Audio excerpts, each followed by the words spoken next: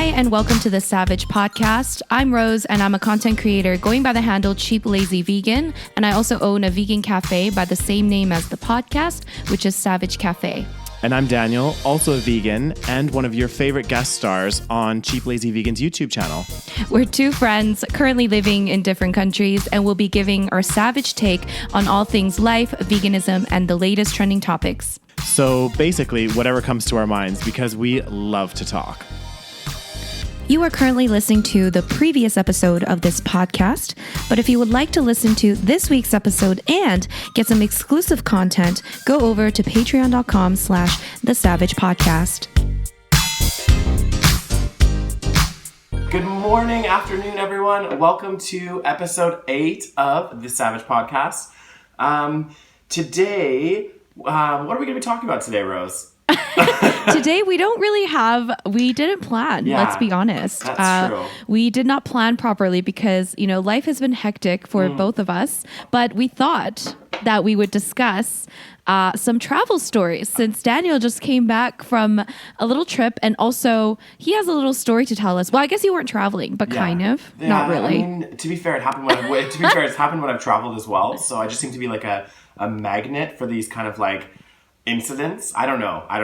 Well, Daniel, as we discussed in, I believe, one of our previous podcasts, we do have a bit of a drinking problem. This is true. Does drinking have anything to do with any of the events? Actually, all of them. So maybe that is the common denominator. I think you might be right. I look back at all of the crazy, other than one particular incident, which I'll also bring up, but all of the incidents that have happened have been drinking. Like, drinking was a factor as to how it was able to happen, if that makes sense. Oh, God. And you know what? I feel like I don't have as many stories. Mm-hmm. I don't know why, but maybe I can't remember. But I'm trying to think of stuff. Maybe you're just like lucky or something. Or maybe I'm a little bit more careful. Yeah, it could be this. I mean, a lot of it's like... Actually, that's not true. Yeah, they have a saying in Spain that's just like malo suerte, which means just bad luck. It's the same thing in English, but it's like, I just happen to have bad luck. And that's what everyone keeps telling me about this situation that happened, which I should go into, I think. Yes. Okay, so Daniel's going to give us a little life update because something very interesting and bad happened. But we're glad that Daniel's still okay. Mm-hmm. So you go, Dan. What happened? So basically, during the holidays, as a lot of you know, I went to Barcelona for New Year's, which was really fun. And then I came back to where I'm living in Spain right now, which is called Murcia. So I'm living here and was back on a Saturday. I'm really excited to see all my friends that also live here. So we said, let's go for a night out, have some drinks, just the usual. So Saturday night did get a bit hectic. Did drink a little bit more than I probably should have. As per usual, I just don't have an off switch. And basically, on my way home, I was like in the street, because I live in an apartment building. And in the street, I had my keys in the door to my apartment building. And as I had my keys in the door, someone came up behind me, grabbed my phone out of my pocket and my bank card, and just ran off. So that was awesome. So I basically started chasing after them. What time was it, Dan? It was maybe 3 a.m. Okay, continue. So it was late. It was after a night out. And then I started chasing after them, which is not a smart thing to do because there was 2 of them. So one guy was running, and then the other guy looped back behind, and I didn't see him because I was obviously a little bit drunk. And then he pushed me into the street, and I can show you guys, for those of you watching the video, I can show you guys my battle scars. Are you ready for this, Rose? Oh God, I've seen pictures, but I haven't seen. Holy, is it in the chest? It's kind of no. I'm not taking my shirt off, but okay. Oh God, you fell you just fell to the ground. Yeah, basically he just pushed me into the street. And oh no! It was so bad. It was so bad. And then, so you didn't get your phone back. They also took your bank card. Yeah, they took my Spanish bank cards, which is really annoying. So I called the bank, and basically in Spain it takes apparently 4 days to get your bank card back. So I have to wait 4 business days before they will give me a new bank card. So you don't have money for 4 days? No. I still have my UK and my Canadian bank card, so it's fine. But if I didn't have Well, those, I'm glad they didn't take your wallet. yeah, they didn't take my wallet. Well, when I go out now, I never take like, even when I was living in the UK, I never took my Canadian bank card out with me. So like if anything crazy happened, I would still have my Canadian account. Like it's just, I mean, that makes sense. yeah. And well, Kate, the thing is, we were actually supposed to record a podcast like last weekend, right? Yeah. But then I actually ended up messaging you saying like, oh, I don't think I can because I'm really busy. Yeah. Did you get that message? No.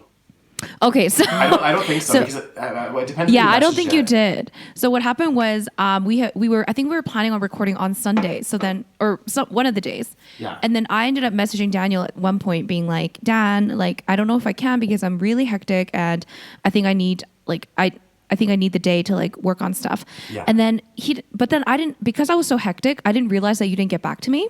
Yeah. And then the day went by, the day that we were supposed to record, but I guess I just assumed that you got the message and didn't respond because Daniel is very shitty at texting. Just putting that out there. I am not. You're really bad. But anyways, so he didn't respond, and then but I didn't even like realize that you didn't respond because I was so hectic. And then the day after, I realized that you didn't even like, because I sent you voice clips, and I realized you didn't even listen to them, and I was like, that's really weird because you usually would listen. So then I sent in capitals. I was like, Earth to Daniel. Yeah. I didn't think anything of it. Yeah. And then I see an inbox, an email in my inbox, which I don't check very often. Yeah. And the subject was, I was mugged. Well, and I was like, what? The funny thing is too, like when this all happened, I was like, hey, shit, like, I digress a little bit, but I got a new phone. I got the iPhone 6, but because it's like an older version of the iOS system or whatever, I couldn't back up all my old contacts. So like I didn't have anyone's contacts. So I was like, I'm gonna get a new phone anyway. But long story short, so I didn't have your contacts. So first I tried to Facebook message you. I like sent you like a ton of Facebook messages. Yeah. And then like 2 days later, you still hadn't read them, and I was like, "What the hell?" So then because I don't check my Facebook. I'm so bad with Facebook. How annoying is it? The whole reason that I got an iPhone is because like I had backed up my previous phone onto my computer. So I was thinking, all I have to do is plug my phone in, and then I'll get all of my contacts, everything, blah blah blah blah blah. And unfortunately, because it's the wrong iOS system, because it's an old freaking phone, it doesn't work. So. That's so annoying. Wait, so the iPhone that you had previously was a newer phone? Yeah. So then it had backed it up, but then because now you got an older model, you can't get all of the information back onto that phone. Exactly, yeah. I can't get the backup, which is so freaking annoying. Like, gotta love Apple. I know, honestly, like it's so fucking frustrating. Apple. Like, and like literally the only reason that I got an iPhone, like I bought a cheap one anyway, secondhand, but the only reason I got one until I come back to Canada is because I was like, I need an Apple phone so I can do this backup, right? Because I can't just back it up onto like a Samsung or anything else, right? That was the whole point. And then I can't freaking do it on my iPhone 6. Ah! That's so annoying. Wait, so like there's no way to do it? Did you like try Well, I'm gonna go to the Apple store either today or tomorrow, and I'm just gonna talk to them and just be like, hey, like is there any way that we can, get my backup? Because it's so freaking like, why is it so annoying? Yeah, I'm sorry, Daniel. But you know what? I was telling Daniel, at least you're okay, because No, exactly. that's like scary, especially at first when you said you had your keys in the door, I thought like, oh my God, is your like house just like, I thought you meant like, I thought it was like your actual to your actual unit, but I guess it was just your apartment building. I mean, but still, it's still kind of scary. And then they could have done a lot worse. So I'm glad that you're okay. I think like the thing is I'm a lot better now. Like if you had talked to me on Sunday or even on Monday, I was like it's weird. Like in my mind, I was like, hey, I'm fine, whatever. But like, you're subconsciously a little bit like shaky because like you just feel like someone's not taking advantage, but like you just feel like, I don't know how to describe it. Yeah, you feel violated. You feel violated. Well, that's it. Exactly. And even though in your mind, you're like, okay, I know I'm safe, I'm being rational, you still feel like that subconscious like feeling. So like Monday I was just kind of like took the day off and I was like, I'm just not going to do anything and like focus on like, feeling a bit better. Yeah. So I watched a lot of Netflix and just like kind of took it easy. I was kind of emotional. It's a scary thing, especially outside your house. It is. Especially right outside your house. And like you probably have some kind of like not PTSD, but some form of that, like exactly. Yeah. Well, the thing that's frustrating is like in this year, I've literally had well, in the like last year, basically, my MacBook stolen. Well, not quite in the last 2 years. My MacBook, my camera, and three phones now. Okay, wait a second. 3 phones. Is Oh, this no, 2 including that phones. iPhone 4? Oh yes, no, the 3 phones includes the iPhone 4. Okay, you know what? Okay. That was a real thing. We're Bro, still this was a talking real about thing. that iPhone. I Yes. know. I just find the whole iPhone 4 thing very funny. But wait, what was the other phone that you got stolen? So again, I got pickpocketed when I was in Barcelona. This was like last When? year, last I don't think you told me January. this. Yeah, so basically I was there and my phone just Did got you like have- taken out of. Did you have it in the back pocket, Daniel? No, it was in my front pocket. But in Barcelona, they do this thing where they kind of like these guys will come and like try to dance with you and be really friendly and like, hey man, how are you? Like doing this. Oh And then they God, grab on your the phone. street. On the street, yeah, and that's exactly what Oh happened to me. my God, So you have to be very careful in Barcelona. Which, by the way, I Yeah. heard that you almost got mugged in Barcelona.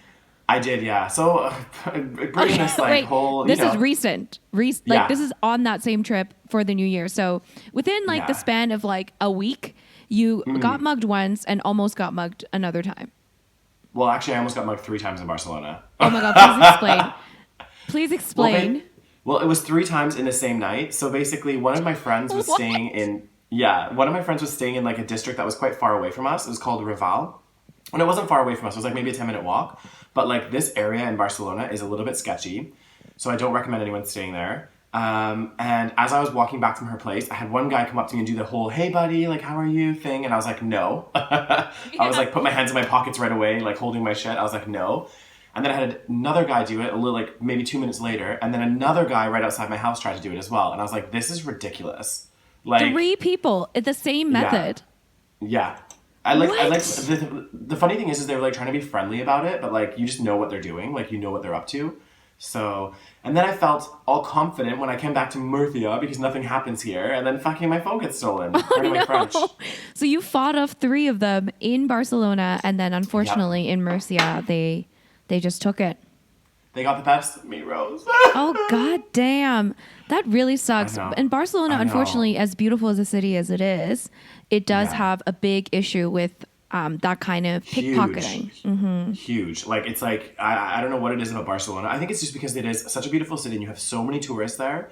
So it's Yeah. like a lot of easy targets and you know, a lot of people that maybe don't have jobs and stuff that just need money, right? So Yeah, people it's be like a recipe struggling. exactly. It's a recipe for disaster. Madrid has pickpockets, but I feel like it's not quite as bad as Barcelona. No, I don't think so. I don't think it's as bad. Barcelona's like next level. It is. I think it's one of the worst. I believe Barcelona and maybe Rome. Rome, maybe not as bad, but Barcelona for sure. And yeah, that's so shit. I know. You know? And the moral of the story, I think, for myself, is like just not to get so drunk. I mean, okay, so I did hear that you were quite wasted in Barcelona when the whole almost mugging thing happened. So you probably looked like an easy was. target. That's my Definitely, guess. yeah. I would have been like stumbling around. But like, you know what? You still somehow managed. You were in the fight or flight mode. Fight mode. I was, and I was a fighter, and even in Murcia, I don't recommend this to anyone, but like even in Murcia when it happened, I was like ready to. I chased these people down. You know what I mean? Like I actually chased them. Like I was getting I can't crazy. believe you chased them. I know it's a bit. I shouldn't have done that because they could have had a knife or something. You know, like, you have to be careful. Yeah, So- I don't think you should have done that. But you know, at No. that time, you probably just like that was your gut instinct. You know. Exactly. Well, and I was drunk, and I was like, these guys aren't going to get away with my phone. And I was so sad because it did have 2 of our recordings, like video recordings on it. And So I didn't Daniel back those up. Daniel records the video portion of these podcasts on his phone, and you know, unfortunately, he did not back them up. Don't you have an iCloud, Daniel? Well, this is the thing. I'm gonna start doing that from now on. So as soon as we're done on this particular one, for example, I am going to back up my video footage because, like, yeah. So, I mean, you survived. You survived the mugging, multiple attempts of mugging. One successful attempt, unfortunately. Yeah. I'm a survivor. So should we talk about like our, I don't know, like, should we just dive into our travel stories and travel woes and shit that happened? Yeah, we could do that. Yeah. Definitely. So do you have any more stories, Daniel? Oh God, I have so many travel stories. You do? One of them, I would say, and this is like a travel tip, but also a story. Uh-oh. It's like, yeah. Is it a do as I say, not as I do moment? It is definitely one of those. And again, it involves alcohol. Like, what is wrong with me? Seriously, I think I have a problem. Oh, God. I think we established that in the alcohol podcast. Our Drinking Stories podcast. Yes, we both have issues. Oh, goddamn. Continue. That's very true. So basically, I was in the Philippines with my friend, and we were taking a plane to like an island. So we had like our big backpacking backpacks, but then we had little bags. And we were going to leave our big backpacking backpacks at this hostel and take the little bags with us because it was like kind of like a Ryanair flight where you can only take a certain amount of luggage. And we were only on this island for like 5 days. Right. So we were like, we'll just get 5 days worth of stuff. Decided to go out that night. It was like a Sunday night. And we're like, well, we'll just have a couple drinks. Ended up at this like underground like reggae bar. Like it was a crazy night. Blacked out. Don't remember getting back home. Oh my God. In the Philippines. Woke up in the morning with like an hour before our flight and we hadn't packed our little bags. Like, it was so crazy. Like, so anyway, blacked out and hadn't packed our, like, little bags. Oh, so God. we woke up with an hour before our flight, because we didn't set an alarm either. And we had to scramble, frantically pack our bags, hop into a taxi in Manila, which is, like, such a busy city, and try to get to the airport on time. So we did make it, which is crazy. We were very lucky. I think the lesson of the story is twofold. Number one, if you have a flight the next day, regardless of the time, even if it's at like 10 or 11, set an alarm. Like set an alarm on your phone or whatever to make sure you have enough time to get ready. And the second thing is, if you decide to go out before a flight, just make sure you have your bag pre-packed. Yes, good. You know what? That is a very, very good tip, Daniel. I think so. And I think a lot of people would benefit from knowing these mistakes that both you and I have made. Well, exactly. I mean, it's just like one of those things. It's like, actually, I've learned from this now, and hopefully we'll get better, you know, and the next future trips, I will be better at pre-packing, which is very important. One can only hope. Yeah, true. So what about you, Rose? What are some travel stories / tips that you would like to share with us? Well, that my story, when you were telling your story, reminded me. So it's a similar kind of situation of being underprepared. Did it involve alcohol? Yes. But it wasn't, I wasn't blackout drunk. So I'll tell you the story. So a few years ago, I think this was 2013, I was traveling. Oh, this is the time when I went to Europe for like 3 weeks and I met up with you in London and stuff. Oh, yeah. So okay. I was traveling in London and then I also went to Italy. And then my last stop was, one of my last stops, I believe, was in Belgium because I wanted to go to a music festival called Tomorrowland. And I remember. So this music festival, basically, my friend Leslie and I, we had bought this like ticket that allows us to fly from Milan. We were going to fly from Milan to Belgium, and then it was like a package deal essentially. So we had a flight, and everything was all booked, and everything was fine. So we were about to fly out from Milan. So we spent a couple nights in Milan, and Milan is where I studied abroad in 2010. So I was a little bit aware of Milan, and I knew a little bit about Milan. So we had gone out on our last night in Milan.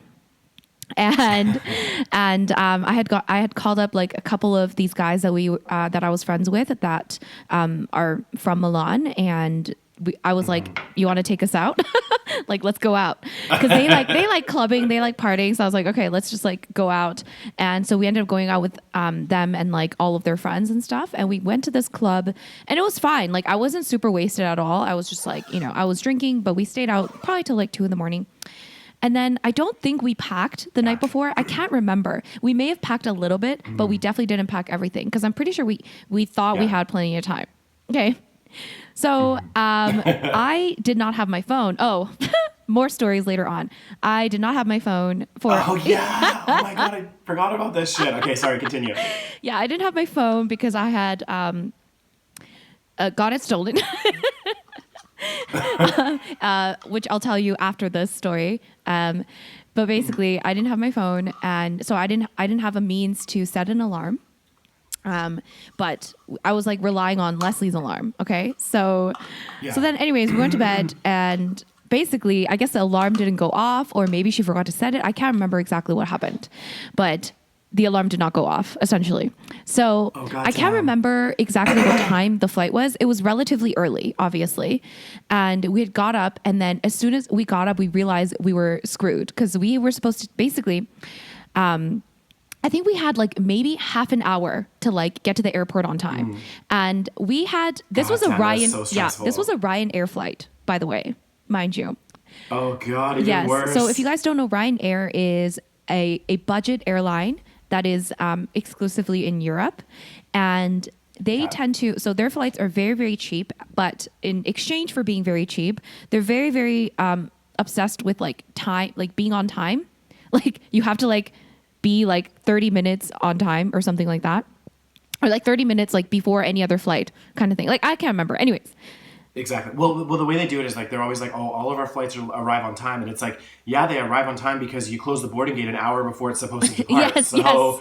Like even if your flight's at 9, they'll be like the boarding gate closes at 8, and they're very strict on this shit, and they're like, you have to be there by this time, otherwise you don't get on. I'm pretty sure it was Ryanair. Even though you can see the people like lined up. So I'm almost certain it was Ryanair because we had to, and also another thing about these like discount flights is that they usually fly out of a very far away airport. So if you're in a big city, they choose like the furthest airport away so that you have to basically travel far. So we were in Milan Central. So we were supposed to take, the original plan was to take a bus to the central station to Milan and then take another bus, like an actual bus to take us to the airport. So that was the original plan. And that, like, you know, that was already going to take like an hour, maybe an hour and a half. I don't know. I can't remember. But then because now we were screwed, there's no way we were going to make it on time if we were going to go to the central station and take the bus. So we frantically packed our shit. It probably within like 5 or 10 minutes. Luckily, we didn't have too much shit. Frantically packed everything and then ran out the door. And then we literally got into the street and I hailed the first cab I could find. I was just like, and I just found this cab and we literally had like half an hour. So, and like this airport is far. Okay. It is far away. They're like, we were basically like freaking out because we're like, oh my God, do we have to buy another flight? Like this can be so expensive. So we got on this taxi. Thank God there was a taxi. Got on, and in my broken fucking Italian once again, I was like, please go faster or some shit like that. I was like trying to like get this guy to go faster. I was like, I can't remember what faster is in Italian anyways, but I just basically was just like, go faster. And this poor guy was like, I'm going as fast as I can. And then, so we were just like freaking out, and then we get to the airport, and then we like, I think we like rushed through. We probably like budged people. I can't remember. We like rushed through, and then we literally made it as they were boarding, and it was like in the last few people standing in line, and we just made it on time. And then we just dropped our luggage and just hugged each other. That's so funny. God. Didn't you, I thought, for some reason I thought this was a different story. Like, didn't you have a story where you were like rushing for a flight and you went to the wrong airport? Oh God, did I do this? I could have sworn you were like, I think it was like you and Canis, and you guys like went to the wrong airport or something, or you were like... Okay, so I know which story you're talking about, but I feel like you should tell a story first before I tell this story. Okay, I'm trying to think of another travel story. Oh no, I do have a lot. One of them, it didn't happen to me, but it happened to somebody that was like in the vicinity, and it's another travel tip as well for those of you listening. So many travel tips today. Just like our drinking tips, you know, we have all the tips. We just don't utilize them. Exactly. I know we don't follow them. It was so funny, actually. The funny thing is, so on my first backpacking trip, I met a group of people, and we kind of called ourselves, it was so cute, there was like 6 of us, and we called ourselves, it was like the traveling vagabonds or something.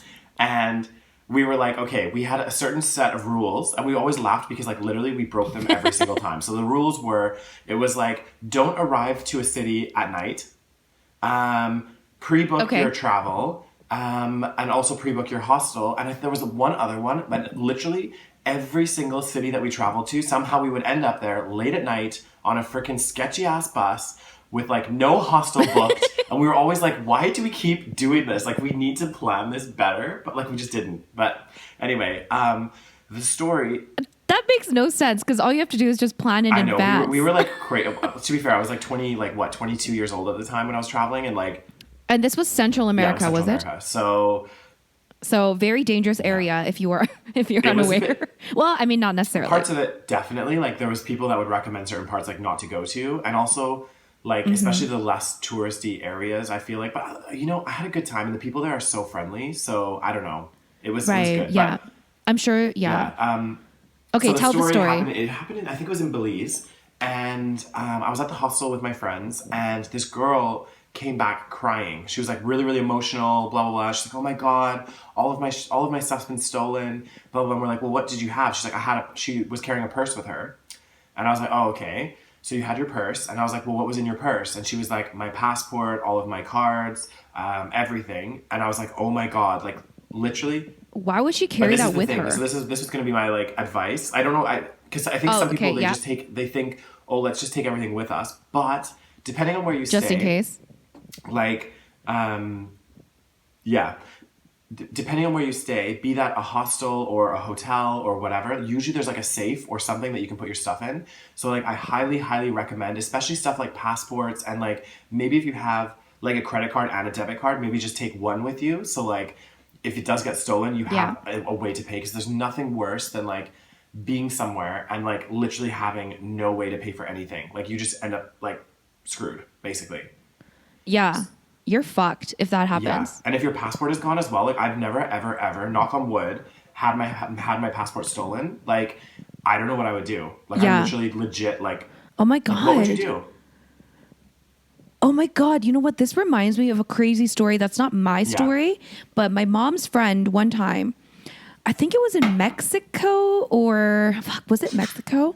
Anyways, it was some country. Okay. Yeah. She was traveling. So she's from Korea, and, oh my God, what was I think it was basically, she got kind of like, she likes to travel alone. Like she's like my mom's age, but she's like not married, and she really enjoys solo travel. So I think she was traveling, and she kind of got like tricked because someone was like being really friendly and like wanted to make friends.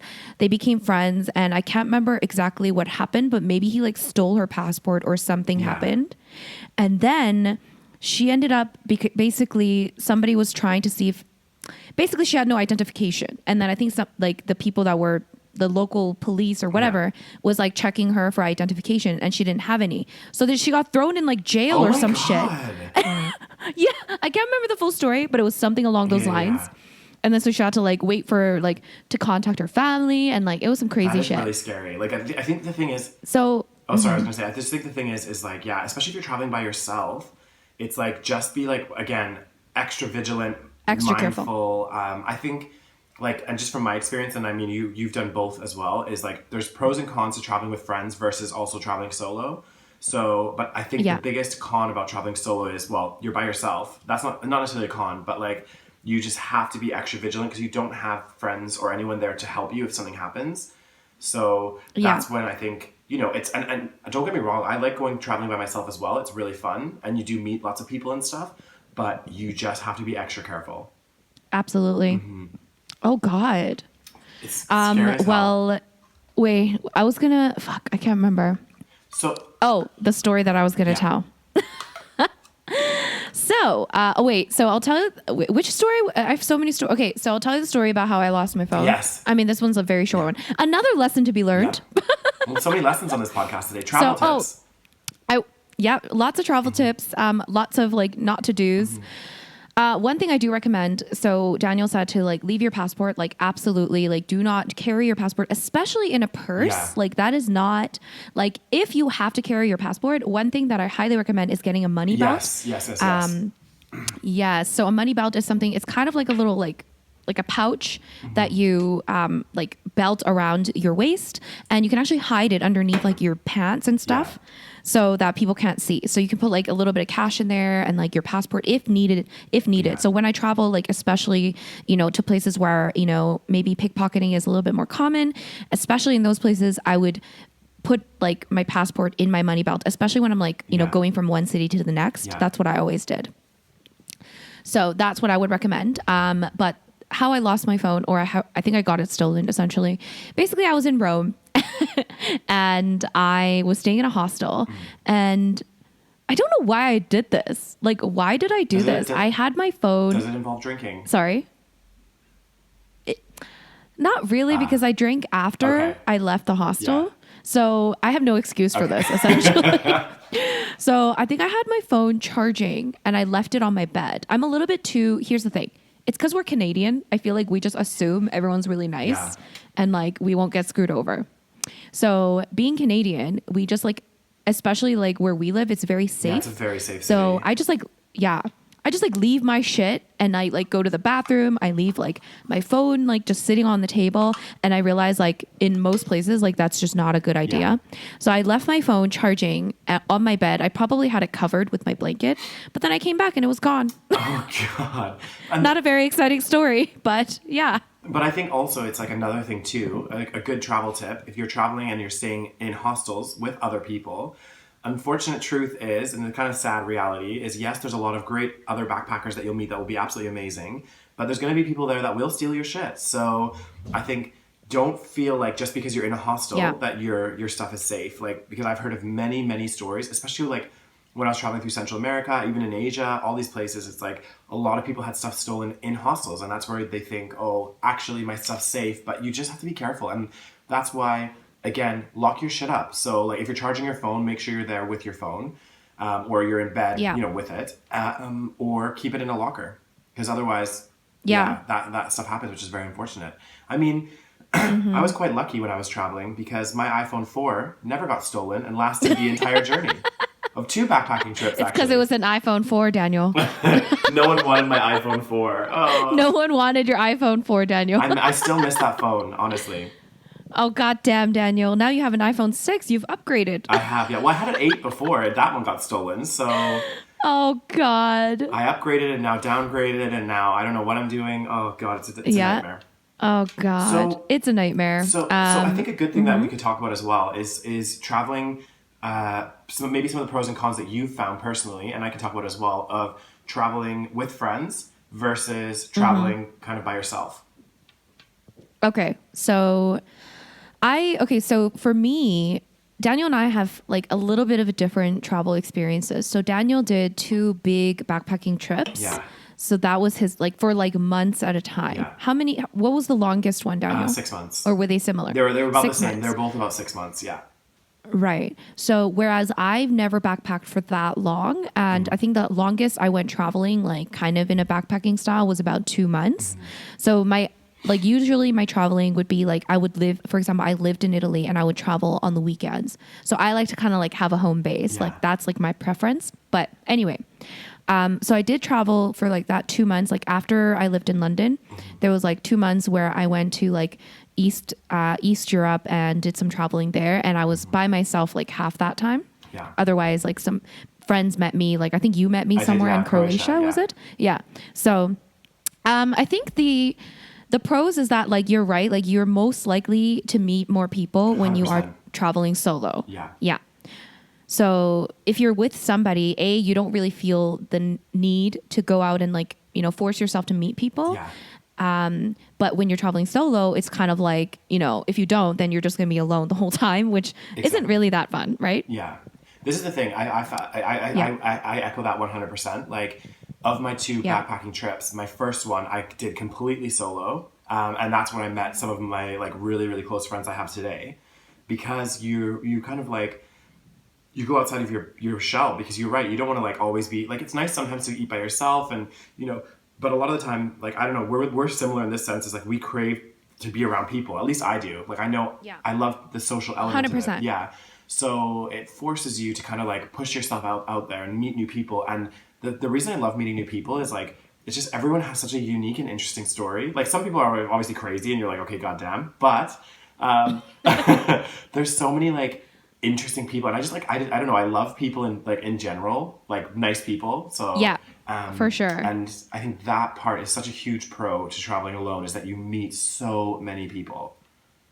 But Daniel's also a very, he's a people magnet. Aren't you, Daniel? Sometimes. You are. Maybe You're very good at meeting new people. Yeah. I don't think you realize that this is like something that a lot of people actually have trouble with. Yeah. And I think both of us are, pretty good at it, but I think you are like much better than me. I'm a little bit more reserved when it's Yeah. new people. The thing is the way. Don't you think? Yeah, a little bit, but I think you're still like Yeah. you're still really out there, like outgoing and stuff.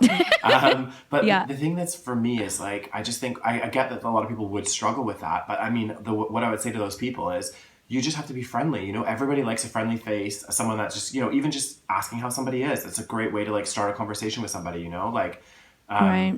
I don't know, but I see it can be intimidating and stuff as well. It can be, yeah. Yeah, but I don't know. It's just you can meet like some of my best friends I've met through traveling.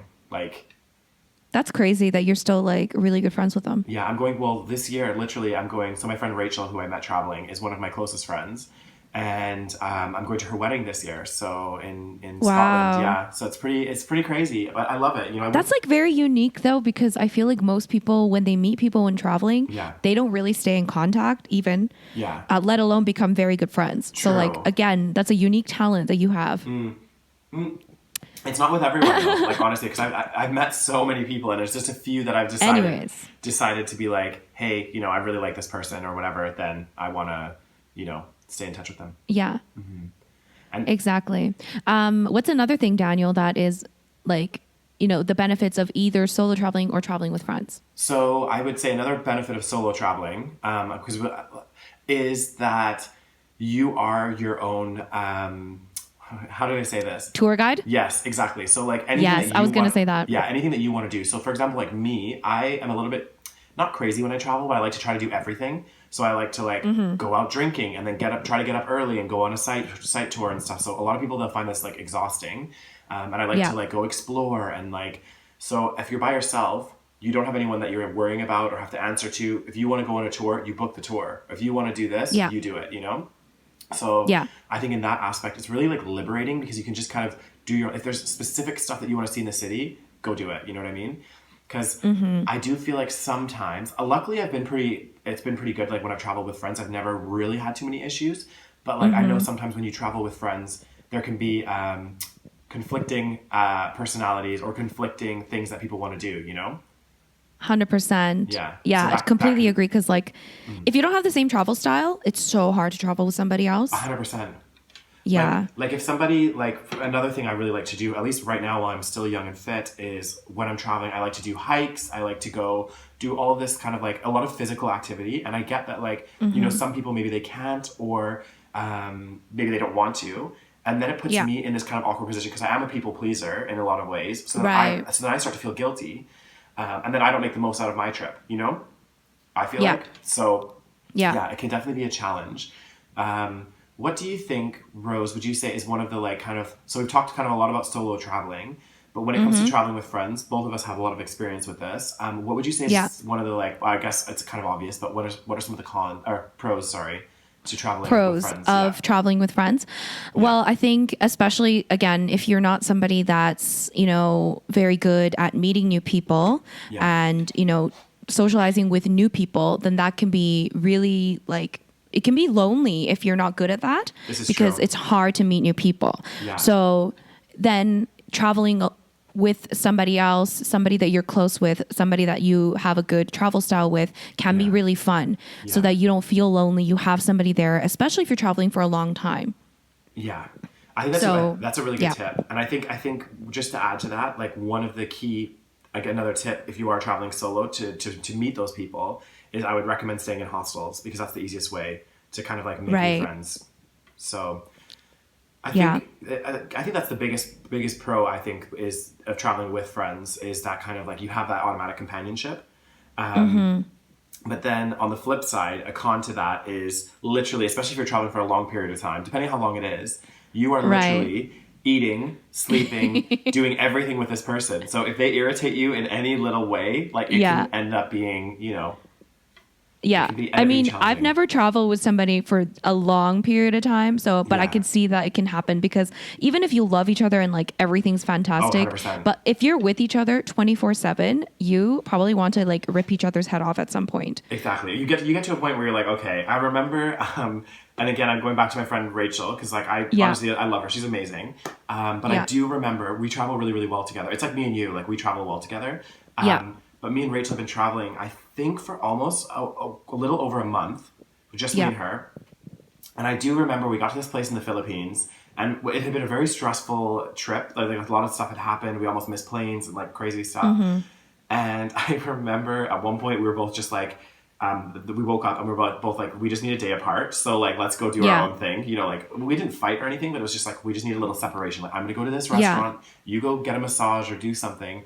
But like, see, that's such a good idea. And it's so good to like actually be able to just say that and just admit like, okay, we just need a day apart. Like, it's not that like, I don't like you. I just need some alone time. Cause like, I totally need alone time too. I can't be with another person all the fucking time. Well, that's like anyone. I mean, I can be with, I'm one of the extreme cases where I can be with people like almost 23 hours of the day. Yes, you're very extroverted. Yeah. But I do have that time where I'm like, actually, I need my downtime and I need some space, you know? And, you know, it's good. It's so good to, if you are traveling with someone, to be someone that you are able to like openly communicate with and have those frank discussions and just say, hey, you know, like, again, nothing against you. Like, I'm really enjoying this trip, but I just need a day to myself. And I'm going to, you know, go to the spa or do whatever, you know? Yeah. Yeah. Oh, God. I realized I didn't tell my story about when with me and Canis. Oh, yes. Do tell it. It's such a good one. I love it. So, oh, my gosh. Oh, one point I will make another good thing about solo traveling with somebody else is it is safer. It is much safer to travel with somebody else. Because then you always have somebody with you that's like taking care of you or vice versa. And you have that support system. So if you did get robbed, you have that support there with you. So that's a really good point. You're less of a target if you're not alone. That's a very good point, actually, Rose. Can I say one thing before you talk about your story? Of course. Yeah. So the only one thing I wanted to say, I know we've been talking about pros and cons and stuff. I am very much like, obviously I love trips with my friends, but I'm very much an advocate of solo traveling as well. And the only reason being is because in my lifetime, I've had certain instances happen where maybe my friends haven't been able to afford to go on a trip or whatever else, and I've just gone. So once you do your first solo trip and you get that experience, you feel not necessarily empowered, but you feel like, okay, actually, I can travel alone. So if there's trips that come up in the future and none of your friends can go, you can go do it yourself. Do you know what I mean? So that way you don't miss out on opportunities and stuff, which I think is really important. Yeah, like it is definitely very empowering. Like you feel a lot more confident because again, you're putting yourself in a very vulnerable situation because a lot of people are afraid of solo traveling. Exactly. Especially women. That's very true. Women, I mean, it is like we said, it's a little, you do become kind of a target. It's a little bit more dangerous, but if you keep your wits about you, and you know, you're vigilant, you know, chances are you'll have a really good time. Yeah, most of the time. Yeah, most of the time. And you just have to be careful. Like, don't get drunk in, you know, Barcelona and have to fight off 3 muggers. Yeah. Exactly. Oh, God. What was I? Oh, the story. Yeah. So when I was living in London, are you okay, Daniel? I'm fine. You've been coughing up a storm up in there. I know. Anyways, so yeah, when I was living in London, my friend Canis came to visit me and we did a little trip in Europe. So we started in Amsterdam. Oh no, we started in somewhere in the Netherlands because we wanted to go to a State of Trance, which is another music festival kind of thing. It's a big trance thing, okay? Because she's like really into trance. So I think I got it for her birthday or something, a ticket. So we went there and then we were in Amsterdam. So, as you guys know, Amsterdam is a bit famous for something, Daniel. What is it? The red light district. And also... I didn't know you were going to say that. No, it's famous for marijuana.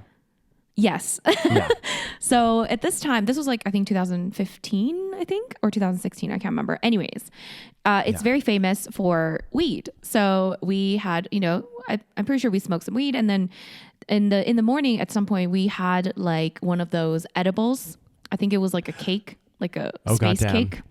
And I don't know if you guys have had an edible before, but edibles are very dangerous because they tend to be very strong, or maybe it's like the fact that we eat it, maybe it makes it stronger. I'm not sure, but they tend to be very strong, but they also tend to hit you very slowly. So like it takes like an hour plus for it to like hit your system usually. Yeah. So what our plan was to eat an edible and then go to the Van Gogh Museum so that we'd be like kind of high in the Van Gogh Museum. It'll be kind of cool. That was the plan. Because, Van Gogh, a lot of like, what is the style of art called for Van Gogh? It's not avant-garde, is it? It's it's not avant-garde. No, it's It's is it surreal? Something like that. I Realist can't remember. or- Clearly, no, I don't know. Yeah. Anyway, you guys get the gist. Anyways, Yeah. so you guys know Van Gogh. Come on, okay? Yeah. Anyways, so we wanted to see all the colors and stuff while we're high, but we had ate the space cake a little bit too late. Yeah. And so we didn't really feel anything in the Van Gogh Museum. But as we're about to leave, we're starting to like feel it a little bit. Oh, And God. another thing about marijuana is, I don't know about, everyone else's experience, but for me, I feel like I lose my sense of time. So Yeah. I don't realize like, how much time has passed. Like I don't really realize, everything seems to move very slowly and Yeah. anyways. Yeah. So I didn't realize that we had a train booked and it was quite, the train was not that early. So we technically had plenty of time, but again, we lost track of time. Yeah. So as we were leaving, I realized, oh crap, like we need to go catch the train. So then we started running. Running essentially means probably walking Fast slowly. Fast walking when you're high on marijuana. Yeah, true. So we started like rushing, at least as far as, we thought. And I had like a rolly bag with me. And of course, in the midst of, because we're at this point, we're like high as fuck. So we're like really fucking high at this point by the time we're like trying to get to the train station. So we had a train booked to go to, I think, Germany. Yeah. And we were like trying to rush, but also very high. And Candice decides, she's like, wait, I want to buy another space cake. Oh So she my just God. stops and I was like, sure. So you So I guys had was like- another one. No, she just bought one. She wanted to buy one for like okay. the future. So then she like went inside and like bought something. And then we started running. And then I realized, oh, my hands are a little light. I fucking left my bag somewhere back somewhere. So I had to run back, grab it again. And then we ran to the train station. Again, running is a strong word here. We probably did not run. Yeah. So then we got to this train station. And then we realized we missed the train. We were probably like 5 minutes late. So we missed the train. Oh, that sucks. So then we went to the information desk and there was like an older man that was working at the desk and he was like very grumpy. And we probably looked super fucking high. Let's be real. Yeah. And we went up to him. We're like, we missed the train. And then he was like, and then he looked at us. He was like, why? And then I was like, we just lost track of time. And then unfortunately we had to pay. I can't remember. We spent all this money. And then, oh my God, this trip, guys, before this trip, I had never missed any form of transportation. Like, I don't think I've ever missed. I mean, of course, like public transit, but like not when I'm traveling, like trains to another city or a flight or anything like that. Never missed one. Didn't you miss this trip? You missed a train, a plane, and a bus. Daniel, you're giving away the story. Oh, sorry. No, it's fine. Yes, I missed three different forms of transportation. God damn, Rose. That's got to be a record, I know. So then, the second place that we missed, I think, was in Munich, or I think it was Munich. So we're going from Munich to, I can't remember. It was either Cologne to Munich or Munich to Prague. Either way, we were supposed to take a bus. I think it was Cologne to Munich, actually. We're supposed to take a bus. And this is where I think we went to the wrong station. We didn't go to the wrong station. We went to the bus station, but then we went to the information desk. We couldn't find the bus stop, and the guy gave us the wrong direction. So we ended up waiting at the wrong bus stop. So we missed the bus. Perfect. Fantastic. God. Bought another bus ticket, wasted another probably like 100 euros or 50 euros or something like that. Yeah. And then at this point, we were both like feeling defeated. We're like, oh my God, we suck. Like, why do we keep doing this? Like, what's wrong with us? Right? Yeah. Like, what's happening? Yeah. We're like so upset. And then I told Canas, I was like, you know what? It's fine. As long as we don't miss a flight, it's not like we missed a flight. A flight is, I think I jinxed myself. Yeah, you definitely did. Yeah. So I was like, you know what? It's fine to miss a train. It's fine to miss a bus, but like, missing a flight, like at least we didn't miss a flight. And lo and behold, oh my God, it's Milan. It's the curse of Milan, I swear. So our last stop was Milan. So we were supposed to fly from Milan to London. And I was supposed to work the next day because I was living in London at this time. So I was supposed to work the day after my flight. So and it was the same fucking goddamn Ryanair flight. I swear to fucking God. Oh God. Anyway, so we were on the bus. And I don't even know why we missed this motherfucking flight because we weren't drunk and like, I'm pretty sure we had plenty of time. But again, we probably like lost track of time and didn't realize like, when me and Candace are together, we're kind of like, woo, like in the clouds a little bit. So maybe that's why. You guys are in your own little world. Yes, we are. So maybe that's why. Anyways, we didn't realize again that we probably should have, got on the bus a bit sooner. And also I think there was a bit of like traffic. So it was very slow, the bus. Either way, it was still probably our fault. So we got on this bus and then we realized as we're on the bus, we're like, fuck, we're probably going to miss this flight. So we missed the flight. Got to the airport, missed the fucking flight. We're upset as fuck. And we realized there's no other flight flying because it was kind of in the evening time. So we're like, there's no other flight flying to London that night. So we had to go back to Milan, book a hostel. Oh God, no. We had to, take a bus back to Milan after buying another plane ticket because Ryanair, if you miss the flight, you have to buy another ticket. Like they don't, like, how some flights, they'll just like, transfer. they just let you transfer. But because it's a budget airline, they don't. So we had to take the bus back, book another fucking hostel, pay for another hostel, pay for the flight again. We probably spent like 300 euros. And then, because I couldn't go to work the next day, I had to call a duvet day. God damn. Fuck my life. That's crazy. I can't believe that you missed pretty much every form of transport. This was the in only 2 one weeks. that you couldn't. And that was in 2 weeks. Yes. Within a span That's of 2 crazy. weeks. Yeah, and the only way that you could have topped this, Rose, or if in the future the only way you can top it is if you miss a train, a bus, a plane, and a boat. I think that's the only way that you could top that trip because I just remember like you coming back from that trip and you telling me about this and I was like, what did you guys do on this trip? Seriously, how the hell did you miss a train, a bus, and a plane? I know, that's crazy. right? Like, and this is coming from someone that's never missed any of these things before. I know. Like, what in God's name? It's so funny. I think the lesson from this story. What's the lesson, Daniel? The lesson is, well, I think the one thing that I would take from it personally is to make sure, like, well, give yourself enough time. So make sure you know exactly. Plan ahead. And exactly. Plan ahead. Factor in travel time to wherever you're going. So wherever the bus station is or whatever else. And really, especially when you're traveling, give yourself extra time and make sure like, because I know sometimes it can be confusing, especially when you're in cities that have multiple bus depots or multiple airports. Make sure you go to the right one and make sure you know exactly which one to go to. Yes. If that makes sense. Give yourself plenty of time because you don't know, like, again, with the train station fiasco or the bus fiasco, if we gave ourselves more time, then we probably could have caught the bus on time because we had to find the bus stop. But anyways. Exactly, yeah. Anyways. C'est la vie. These things happen. Yeah, c'est la vie. Exactly. I have missed, I can say confidently, not in the same trip, but over my traveling lifetime, I've definitely missed a flight. I've missed multiple trains and I've also missed buses. So I'm right there with you, Oh God. Should we finish off with another story? One more story from Daniel. Oh God. I know you have so many. I feel like we need another part 2 of this, like the travel stuff. I think we do. Yeah, we'll do part 2 drunken stories, part 2 travel stories as well. Okay. Let's see. What's another good travel story?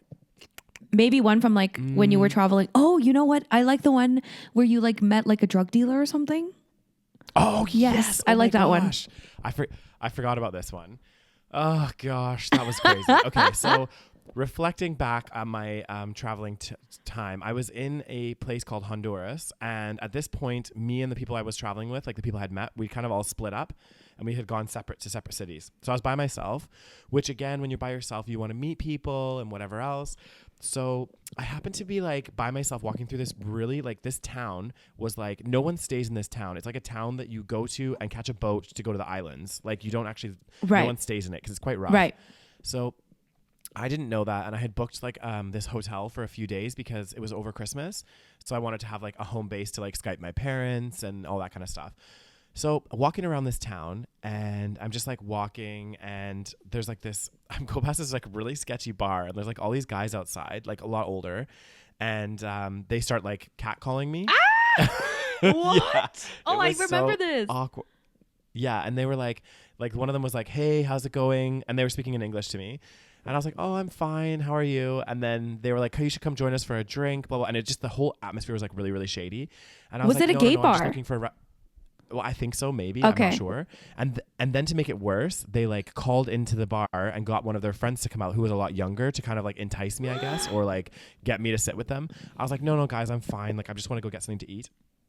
And they're like, oh, if you go around this corner and down this road, there's a really good restaurant down there. And I was like, okay. So I start walking and I look down this like alleyway and I was like, hey, this is really sketchy. So I didn't go down there and just walk the other way. And that's when I ran into this drug Oh dealer. my God. Wait. So Then I ran into the drug dealer. yeah. And I at first I didn't know he was a drug dealer. And I was like, hey, how are you? And well, he ran into me because like there's not many tourists there. And he's like, hey, what are you doing here?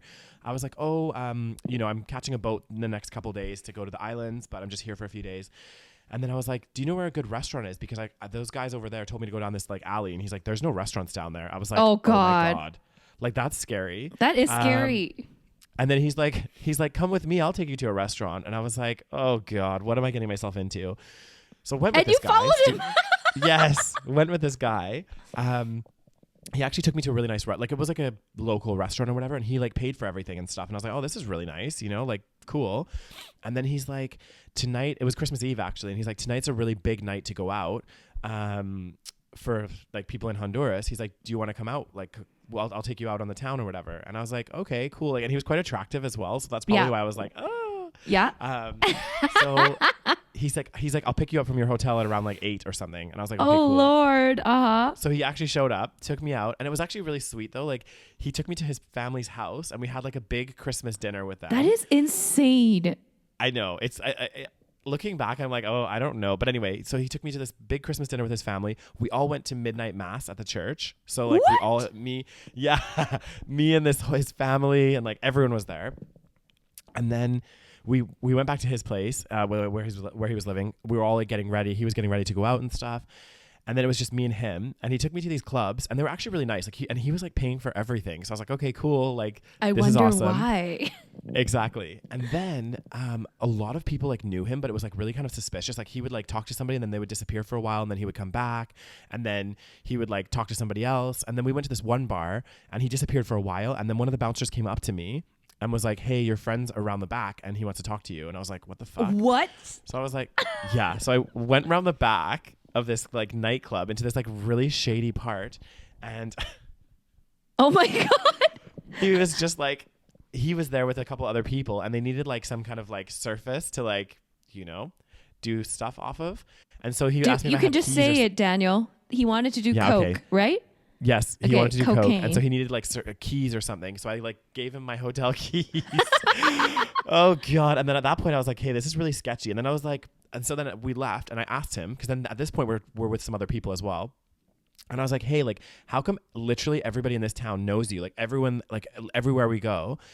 And he was like, well, you know, if I was the doctor, I'm the supplier of medicine to the people or something. And I was like, this is a crazy situation. I need to leave. Like, oh God. Because, yeah, at that point I was like, hey, this really isn't safe. Like, I don't know what's going on.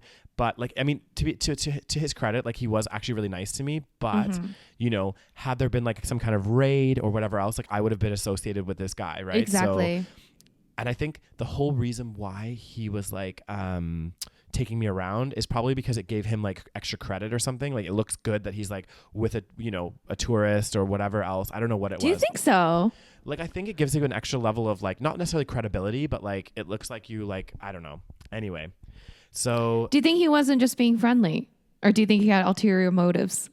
I don't know. Like to this day I still don't know because like, you know, maybe he wanted to hook up with me. Who knows? Do you think he was gay? No. I'm pretty sure he was straight, like 99.9%. I find it so interesting that he invited you to his family dinner. I know, it was crazy. Like I remember the whole time too, because like I am, you know me, I'm like, I get quite nervous about stuff. So like I remember going and just being like, oh my God, am I gonna die? Especially when we were walking to his parents' house, because they live in such a rough area as well. There was like all oh these, my like, God, Daniel. Honestly, it was me and this guy, and there was like really like gangster people around and like like pit bull dogs and all this like crazy shit. I was like, oh my God, am I gonna die here? Yeah. So yeah, it was very sketchy. It was very sketchy. But I do feel like people in like Central America and stuff, they probably do have a little bit more of a welcoming kind of, they want to bring you to your home and like food, like feed you. Whereas like North America, if someone's like, do you want to come to my place for dinner? It's like, you're like, what the fuck are you going to do to me? Like, no, exactly. You would automatically be like, oh, okay, what the hell? Like, yeah, I definitely think in Central America, I found like the people there are just so nice. Like they're so welcoming, so friendly. You do have to be careful, obviously, because there's a lot of crime and stuff as well. But like, I don't know. Yeah, I met a lot of nice people. But yeah, so I think, looking back, I might have been a little bit more cautious. I still think it's good to meet local people as well. But I think I should have 100%. A bit more kind of cautious and not just kind of go with everything, basically, Yeah. But as soon as I found out he was a drug dealer, I was out of there. I was like, okay, I need to leave because this is just not a good situation. What did you say? You were like, oh, I need to go home? Yeah, it was getting quite late anyway. It was like probably 5 in the morning. So I was I'm really tired. I'm going to go. He's like, are you sure? I was like, yeah. He's like, let's meet up tomorrow. I was like, okay. And I never saw him again. So. Okay. Oh God. Yeah. Crazy. Oh Lord. Well, anyways, I mean, was that about an hour? I think it has been, Rose. So God damn. Well, clearly we have a lot of stories. I definitely feel like we have a lot more where these came from. Oh, 100%. So at some point we're going to record part 2. Exactly. And I think it's good because along with all of these stories, we're giving everyone little tips and suggestions as to how to improve their travel experience. Yeah, exactly. So they don't fall into the same boat that we have many times. Oh, God. So, Rose, do you have a vegan nugget that you would like to share with our listeners before we sign off? Oh, are we already at the vegan nuggets? Lord. Yes. Okay. So I am really bad at this, apparently. What about one thing I would like to know, because I'm not great at this, is what are some tips on how to use or how to cook maybe tofu? Well, first of all, if you don't like tofu, it's probably because you don't know how to cook it. Or, really? Yes, most of the time. I think most of the time. Okay. I mean, of course, I'm sure there are genuinely people that don't like it, but I think most of the time it's because people don't know how to cook it properly to make it taste good. Because I feel like tofu is very versatile. It's one of the most versatile things ever. You can have it in a very, very soft form, or you could have it in like a very firm tofu. So there's multiple kinds of tofu.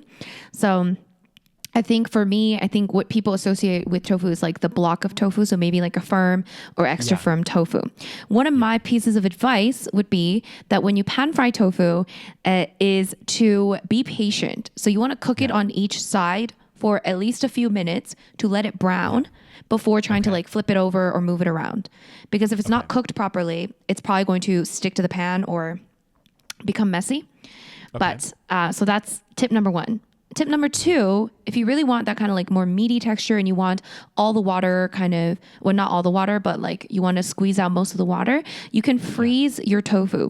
So freeze like medium firm, or like I like to freeze medium firm because I find that when I freeze medium firm and I squeeze out the water, it like becomes more like tender. It becomes like kind of like a tender meaty consistency. Cool. But basically, so when you freeze tofu, what happens is it like when you freeze it and then you thaw it out after you've frozen it, you can easily squeeze out the water without the tofu like breaking apart. So the consistency changes. So I have a full video on this, not to promote myself, but I have a tofu video. Is this why you asked me? No. I honestly legit, like I all I do with tofu, like literally I just pan fry it. Like that's how or I'll just cut it up and eat it like in a salad without cooking it. Like I don't really know because again, like I think in a lot of like Asian cuisine, tofu is used more often. Yes. So growing up as a very basic white male, a British one at that. Exactly. Like my parents, they do cook a lot of different cuisines, but tofu was literally I never had tofu until I was an adult. Yeah, most white people don't know how to use tofu because it's not really part of Western cuisine. But now it's becoming more and more prevalent. So it's very important that you know these skills, Daniel. So Exactly. I'm learning every day. Okay, so when you freeze tofu, another thing good about freezing tofu. So what you do is you take it out of the what do you call it? The container, the packaging. Yeah. And then you can put it in like a Ziploc bag and then just throw it in the freezer.